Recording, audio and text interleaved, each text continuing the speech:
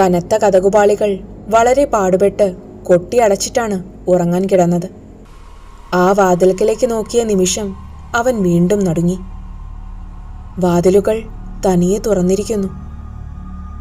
തണുത്ത കാറ്റ് പുറത്തുനിന്ന് വാരിപ്പുണരാൻ എത്തുന്നത് ആ മുഖതാവിലൂടെ തന്നെയാണ്. അവൻ കരുതലോടെ ശ്രദ്ധിച്ചിരുന്നു. കെട്ടിടത്തിലെ ജാലകങ്ങൾ ഞരക്കത്തോടെ തനിയെ തുറക്കുന്നു, തനിയെ അടയുന്നു.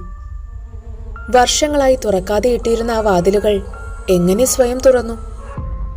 അപ്പുക്കുട്ടന്റെ നെഞ്ചിടിപ്പിന് വേഗതയേറി. എന്തോ പന്തികേട് തോന്നുന്നു. ഏതോ ഒരപകടം തന്നെ സമീപിച്ചിരിക്കുന്നു എന്നവന് തീർച്ചയായി. തന്നെ കൂടാതെ ആരോ എന്തോ ഈ വീടിനുള്ളിൽ കടന്നിട്ടുണ്ട്.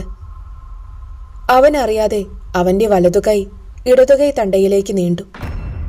അപ്പോൾ അപ്പുക്കുട്ടൻ ഉൾക്കടമായി നടുങ്ങി. ആ ഏലസ് കൈത്തണ്ടയിലില്ല. എല്ലാ അപകടങ്ങളിൽ നിന്നും തന്നെ രക്ഷിച്ചുകൊണ്ടിരുന്ന ഏലസ് നഷ്ടപ്പെട്ടിരിക്കുന്നു.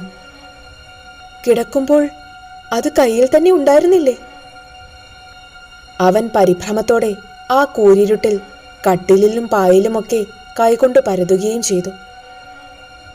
ഇല്ല, ഏലസ് ഇല്ല.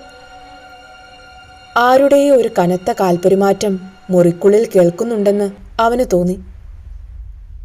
ഏതോ ഒരു ദുരന്തം തന്റെ തൊട്ടടുത്തേക്ക് അടുത്തുകൊണ്ടേയിരിക്കുന്നു.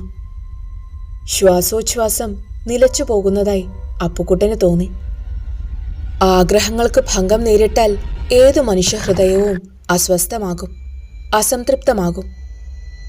ആഗ്രഹങ്ങളാണ് ഓരോ ഉദ്ദേശങ്ങൾക്ക് പ്രേരകം. ഉദ്ദേശങ്ങൾ നടക്കാതെ പോകുമ്പോഴാണ് നിരാശയെന്ന വികാരം അവന്റെ മനസ്സിലിടം പിടിക്കുന്നത്. ആ നിരാശയിൽ നിന്നാണ് വാശി ഉണ്ടാവുന്നത്. ആ വാശിയാണ് അവനെ പ്രതികാരത്തിലേക്ക് നയിക്കുന്നത്. പ്രതികാരം.